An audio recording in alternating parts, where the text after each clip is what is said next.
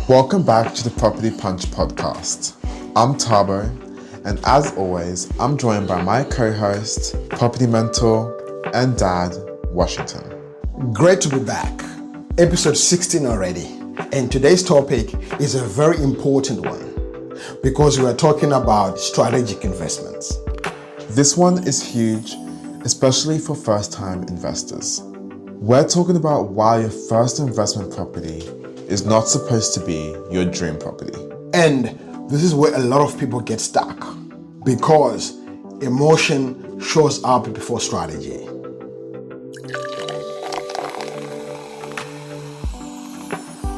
Out of all the traps to get stuck in terms of property investing, the emotional trap is the worst one. Yes. Let's start here. Why do people want their first investment property to feel special? You see, for a lot of people, buying a property, whether it's an investment property or it's for you to live in, it's a very emotional decision. And fairly speaking, and for most people, that property purchase is probably their biggest purchase that they've ever made. They want it to look good, they want to be proud of it, and fun enough, even if it's an investment property, a lot of people are imagining themselves living in that property. And people still think that or feel like that even with an investment property. That's correct, fun enough. And this is where the lines get a bit blurred. People often mix lifestyle thinking with investment thinking.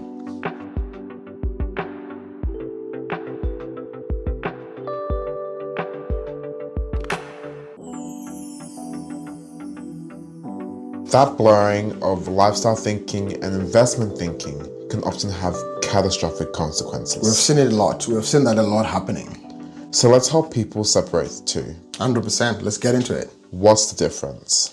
So lifestyle property is about emotions, it's about lifestyle, it's about comfort, and it's about personal preference. On the other hand, investment property is about performance. It's about numbers, and it's about the long-term outcome of that investment. So your first investment property should never be about where you want to live. It should be about really what moves your strategy forward. And when people don't separate this, they either overpay or the property underperforms. And to be honest, what we have seen is actually both of those things happening. Overpaying or underperformance.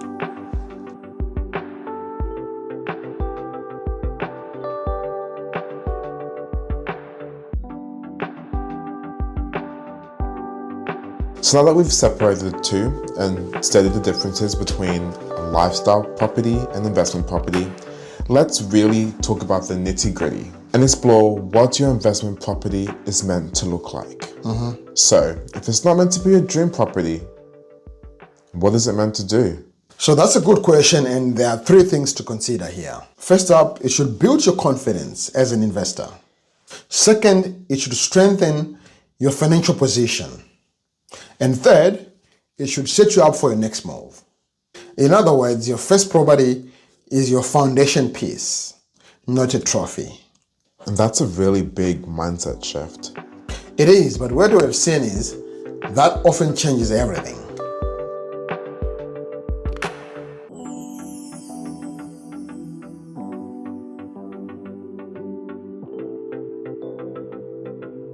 The big word here is strategy. I think this whole topic is calling out what strategy first investors should use. But to really emphasize the importance of a good strategy and a confident, strong mindset, we need to first explain and explore how badly emotion can hurt long-term strategy.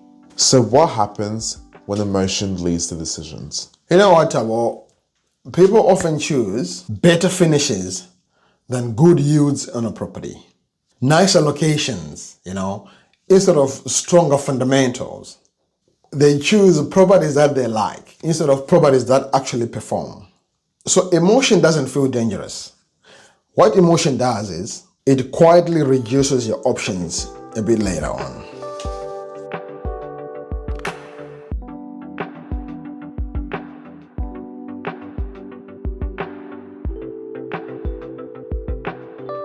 Like I say in most of our episodes that are more conceptual, it's great to talk about things in theory. But let's go through some real life examples of how emotion has hurt strategy. So I've seen, clients being misguided. Basically, whether they would have not come for mentoring or advice, we've seen clients buying a dream lifestyle. That looked great, that looked beautiful, but it drained cash flow.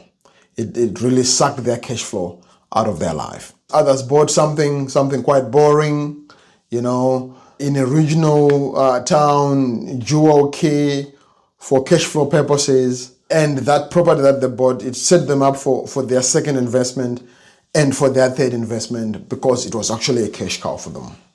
So oftentimes, boring actually wins in property. It does. Boring often builds wealth.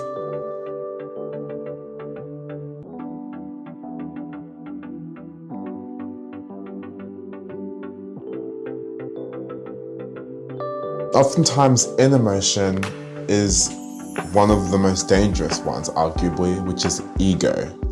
People's egos can get in the way of a clear and good strategy. So in order to win, people need to separate ego from strategy.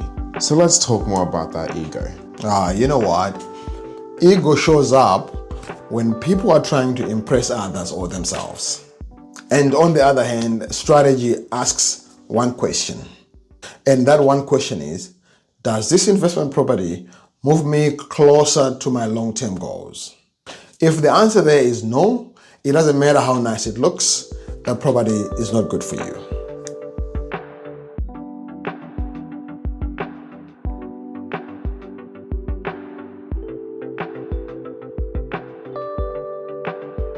So when investors move away from emotions such as ego, what should they focus on instead of the dream? So here's the deal. To answer your question, instead of anyone wanting to buy a property asking themselves, would I live here? The question should be, does this property fit my numbers? Does this property support my strategy? And does this property helps me to keep going? So, dream properties come last, whereas strategy should come first.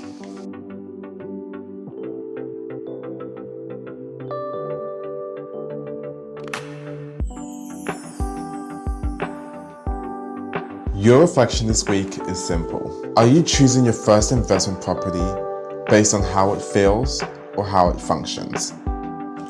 So in other words, your first property doesn't have to be impressive. It simply needs to be effective. That's episode 16 of the Property Punch podcast. Subscribe, share this episode with someone buying their first investment, and we'll see you in the next episode. Sip smart, invest better.